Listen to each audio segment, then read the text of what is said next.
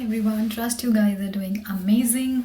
I'm finally uploading this video wherein I would be talking about work permit, everything that you need to know about work permit. So the fees start from 155 Canadian dollars, and because of COVID-19, there is no exact time of in terms of the exact processing time.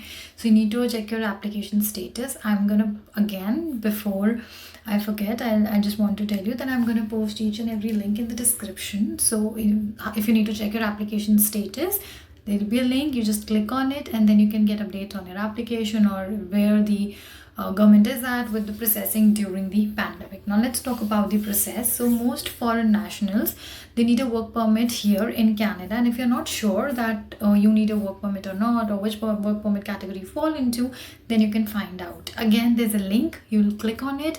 There'll be various options given in terms of your profession or work or the reason why you might need work permit, why you think you might need work permit. You click on it and boom, the result will be in front of you. Now you need to get the right work permit. Like I said, there are two types of work permit. One is an employer specific work permit that you have here in Canada. Now this means it is specific to the nature of the employer that you can work for, and also how long you can work and the location where you work. So it's not an open work permit, which is the second category that I'm coming up to. An open work permit, you just work for any employer in Canada except for one who are ineligible and regularly offer, striptease, erotic dance, escort services, or erotic messages. So you cannot work from them. You cannot get an open work permit for them, obviously. You can only get an open work permit in specific situations. Again, what situations? Click on the link. If I talk about each and everything over here, this will take hours, and I just don't want this video to be too lengthy without much of information. So I'm giving you snapshots of all the information that you can get, and whatever I'm saying, if you need more information on it, and if it is still not the click away that I'm just talking about, just let me know. I'm going to elaborate it for you specifically. Like I've been answering your emails very specifically, and it becomes easy that way. Okay, now if you're not sure which work permit applies to you or whatever happened, then the type of work permit you need to apply, it depends on your situation. Again, there'll be a link. You need to click on it. For example, so if you click on it, click on the link, it will take you to the page that says what type of work will you do in Canada. So this is the page I'm talking about, and then these are the options that you will get. You want to click on it, you'll hit submit, and then it will come, it will bring you whether you need an employer specific or an open work permit. Now the next question is who can apply. So there are specific requirements, obviously depending on where you are when you apply for your work permit, but regardless of where you apply, which type of work permit you apply for, you need to prove to an officer that you will leave Canada when that work permit expires. So the whole idea is you've been given work permit only for a specific reason, and when that reason ends, you need to leave. You need to also show that you have enough money to take care of yourself and your family members if they're accompanying you during your stay in Canada, and to return back home. I mean, you should not be saying to us then, look, I don't have money, how will I go back home now? So you should not be in that situation. Then you need to obey the law and have no record of criminal activity, and that can be asked during when they ask you to submit your police clearance certificate. Not be a danger to Canada, obviously. Be in a good health and have medical exam if required. Not plan to work for an employer listed with a status of ineligible or wherein you're not allowed to work. Not plan to work for an employer again on a regular basis. I talked about striptease, erotic messages, or erotic dance and all. Then give the officers any other document that they ask for if required. If they need any other document for whatever information they need, you need to provide that. Okay, now these eligibility requirements. Now if you're applying from outside Canada, right, then anyone can apply for a work permit before they actually enter Canada. Yes, they can. However, there has to be a visa office requirement that you need to meet depending on what country you're applying for. So it completely depends on the country, your home country from where you are applying for the work permit. Now you need to follow all the instructions on how to apply, and you need to find out if you can benefit from the global skills strategy 2-week application processing. Again, it's an altogether different program. If you need more information, I can make another video, but again, if I'll keep on explaining about that in this video, it would become very lengthy. As it is, I think it has crossed all, it is about to cross 5 minutes in next 10-15 seconds. Just to give you a quick idea, the 2-week processing of global skill strategy is, again, like the name suggests, there are certain skills. If you fall under those category, then the entire process will be faster and it will go up within 2 weeks, and then you'll get to know whether you can work or whether you'll get it or not. A yes or no will come within 2 weeks. But again, as I said, a lengthy detailed process to get into. So let's move ahead with the next topic. Now, if you're applying from inside Canada, right, you need to have a valid study or work permit already. I mean, if it is a renewal in the case, and study permit, once you complete your study, you can apply for your work permit. Your spouse or common law partner or parents, they should have a valid study or work permit. You're eligible for a postgraduate work permit, which is PGWP, and your study permit should be valid. You should have a temporary resident permit, which is valid for 6 months or more. You're waiting on a decision or an application of your PR status from inside Canada, or you made a claim for a refugee, which is again another category through which you can apply for your PR or your work permit. You have been recognized as a convention refugee or protected refugee. You're allowed to work in Canada without a work permit, but you need the work permit to work in a different job. Again, this does not apply to business visitors. You're a trade investor, intra-company transferee, or professional under the Canada's United States Mexico Agreement, CUSMA. I've already talked about it. Whatever I'm saying, you can see a screenshot here of it. Just if you need to keep a record, or the link will tell you everything. Now, eligibility requirements, if you apply when you enter Canada at a port of entry. Port of entry could be anything like land, or you're crossing, just from land or air or sea, whichsoever port of entry you choose. Now, you can apply for a work permit when you enter Canada if you are eligible. Okay. So it completely depends on your eligibility. And if you need to apply at a POE or port of entry, you must be eligible for an electronic travel authorization or to travel without a visitor visa. So if you have that, only then you can apply, and entering Canada directly from US while COVID-19 travel restrictions are in place. That means you need to travel directly from US and not via any country. So you need to be very sure. So these requirements are met depending on the type of work permit you are basically applying for. Now, employer specific work permit applications, if it is related to a specific employer, then your employer need to complete certain steps so that your work permit could be initiated. So yes, there's a certain number of steps that you need to complete, but again, certain steps that your employer needs to complete. Before you travel to Canada, all travelers entering Canada must follow testing and quarantine requirements as whatever the latest requirements are. So you need to follow. It doesn't mean you have a work permit and you don't need to do anything. No, you are a traveler coming from outside Canada, coming here. The chances are you could bring in the COVID, whatever variant, so they need to be safe. Seasonal agricultural worker program is again, so if you will be working in the seasonal agricultural worker program, then you are not eligible to apply for a work permit at a POE. So please do not make this mistake. I'm again saying, if your employer or if you are going under seasonal agricultural worker program, please you're not eligible to apply for a work permit at a POE. So make sure you don't make that mistake of entering a POE and then thinking of applying. Which brings us to our next topic, which is how to apply. Now, because of COVID-19, mostly these applications are now taking place online only. That means you can apply online for a work permit, and you just need to fill out the form, and then just everything is done. Now, you need to answer a few questions. For example, where are you applying from? So if you see the screenshot here, and I'm gonna, let's say I'm selecting outside Canada, and then you will see I click on done, and then you need to have certain forms. So see the screenshot, get the application to work in Canada, and a page will develop. So again, you see a page will come up. So if you'll see, it asked me where are you applying from, it gave me options like outside Canada, inside Canada, or at a port of entry. So depending on your selection, the page will come up, the documents will come up that you need to fill. So just choose whatever suits you or whatever applies to you after you apply. Now, again, outside Canada, inside Canada, POV. So if you're outside Canada, then you need to give your fingerprints and your biometrics. Now, once you have done this, you have given your fingerprints and biometrics, what happens is they will be checking your application to make sure that you have submitted every document, including the biometric. If it is incomplete, they'll return the application and then you need to process it.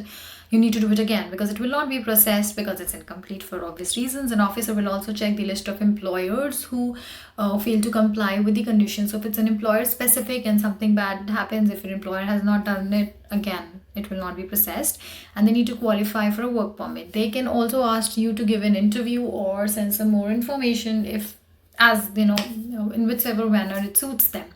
Also, you might need to give a medical exam to or medical test, like we say, to enter Canada. And if you do, an officer will tell you and will send you all the instructions, and it can add over 3 months of time because you get the slot, you get your test done, and the reports come, and then they verify, and then everything happens. Again, processing time has changed because of COVID. And if your work permit application is approved, and then you'll get an approval letter that says, hey, you're allowed to work in Canada. Now, this letter is called the port of entry letter of introduction. You should bring this letter when you travel to Canada, and you need to present this letter because that's a proof that says that whatever application that you submitted or documents were submitted were already checked, were already verified by someone, and you've already been granted this. Now, this letter is not your work permit. You will only get your work permit at the port of entry the day you arrive. This is just a go ahead that if you will show this, then work permit will follow. Okay, so don't think this is a work permit. Now, the work permit that you will get, it's going to outline the type of work you can do, the employer you can work for, where you can work, how long you can work. Everything will be there. Now, if you're in Canada, how your application will be processed, that they'll check your application to make sure, of course, the same thing, everything is done. If not, it will be unprocessed and it will be returned. Okay, now if it's incomplete, it will be returned. An officer will again check the list of employers who fail to comply with the conditions that you apply for a work permit. Everything is similar like we discussed about when you applied from outside Canada. Now, depending on the type of the work permit you'll be getting or the work you will be doing, you might need a medical exam. Again, it can take 3 months. So till now, it's just matching. Everything is same, and more information is required, then they can ask you. If you are a visitor who's applying for a work permit in Canada and you already have held a valid work permit in the last 12 months, you can ask to be allowed to work while your application is being processed. Listen to this very carefully. You are a visitor. You're applying for a work permit and you have held a work permit already in the last 12 months. That means your whatever information was it was already checked, verified. They're just redoing it again. So you can still be allowed to work while all this is being sorted out. Now, who's eligible? You must be physically present when you apply for you're applying from within Canada. So you have to be in Canada. You should be a visitor with your valid status when you apply. And we applied for an employer-specific work permit between August 24, 2020 to February 28, 2022. And you should have held a valid work permit. That's what that was the basis of it, right? Now, how can you get authorization to work while you wait? So you need to follow certain steps. I'm going to have a photo here now, and then you can check. So step 1, you can say you need to contact them after you apply. And then these are the steps that followed. If you applied on paper and then don't know your application number, you need to include your career tracking number and then they can find your application. And step 2, simple. Wait for them to contact you. It can take up to 30 business days. Yeah. Now everything is done. Outside Canada, within Canada, you are sorted. Now if you're an international experienced Canada participant, there are special instructions that you need to follow. Again, the link would be there and you can see the instructions that you need to follow. And before you travel to Canada, all the travelers entering Canada, you need to follow all the testing quarantine requirements to keep everybody safe, to keep yourself safe, to keep the people safe who you'll be probably meeting and working with. And if you are also exempted from any testing or quarantine, you'll get to know. You'll just hit on the link and you will see. And you can also you can use ArriveCan to provide mandatory travel information required for entry into Canada, and make sure you're using the newest version of ArriveCan. Otherwise, it would be difficult. If you previously submitted your application using an older version, you must download the latest version and resubmit it to avoid any confusion. So when you arrive here in Canada, welcome. Whenever you arrive, they check your identity to make sure that you are the one they actually gave the permission to enter. If you enter at certain Canadian airports, your fingerprints will be checked automatically, or a primary inspection kiosk would be set up for you. If you enter Canada at smaller airports and or all the land ports of entry, then your fingerprints may be checked. If if they refer you to a secondary inspection where a border services officer will use a finger verification device to check your fingerprints, right? Then you can talk to the border service. When you meet the border services officer, you need to tell them that, hi, I'm here for work and blah blah blah, and this is my work permit or open or whatever. And then you won't be allowed to enter Canada if you give any false or incomplete information. So even if at that point you say something which is false or incomplete, they will not allow you to enter. So don't think that you are done till the time you actually step out of the airport into the country with whatever go ahead you need from all the officers. So you need to convince the officer that you meet all the requirements, that you will leave Canada at the end of your approved stay, and that you have a valid immigration medical exam result that you were supposed to take, and your exam is valid for another 12 months from the day you just move out or you just step into this country, and it has to be valid on the day wherein you actually enter Canada. It should not expire. Then anything that you say will make no sense to them.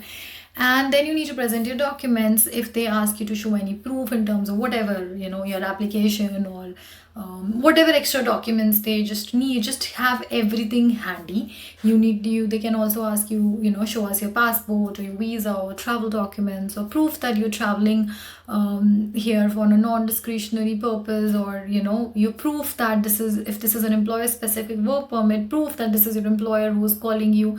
So they can interrogate you, they can ask thousands of questions. Don't get nervous, just be prepared well in advance to answer whatever questions they have for you. They are here only to support and just to make sure that the right person enters. Don't take anything personally. They're not here to harass you or I don't know, put you in any kind of trouble. They just want to be sure that whosoever is entering is the right person. And once the border services officer has checked all your documents and confirms that, hey, finally you can enter Canada, the officer will print the actual work permit for you. And if you have any questions or there's anything wrong on your work permit, please tell them there and then. Just do not grab it and run. Just read everything, your name, date, whatever information related to you which is mentioned there. If it is incorrect, just point it there and then. Otherwise, you'll be in a mess, like really big mess. I know it was a lot of information. Probably some of you might feel that, everything was going way too fast for you to understand anything. If that is the case, I'm really sorry. Please pinpoint, let me know a point that you specifically want me to explain, even after going through the links you don't understand anything. Or if there's anything else that you want me to talk about related to this or anything else, please comment, email, and now I'm very happy that I'm replying at a faster pace, and I try to reply within 48 to 72 hours. So I'm glad I'm sticking to that, and thank you for all your love and blessings, and thank you for all those who are following me on Insta. This is my Insta ID. Many people wanted to know that what's my Insta ID, and yeah, so some of you have already found me and they talk to me on regular basis, and some just share things, and it's really lovely to connect with you guys. Yeah, I hope the information was helpful. I know there's a farm pathway question which is still pending, and I'm working on it, and I'll be back with that video soon. But before that, I have a few other questions that need to be taken care of. So I remember your questions that you asked through email or in comments. It is just that there's so many things in pipeline I need to finish, and then I'm definitely gonna go back to your question. Take care, guys. Have an amazing day. Bye.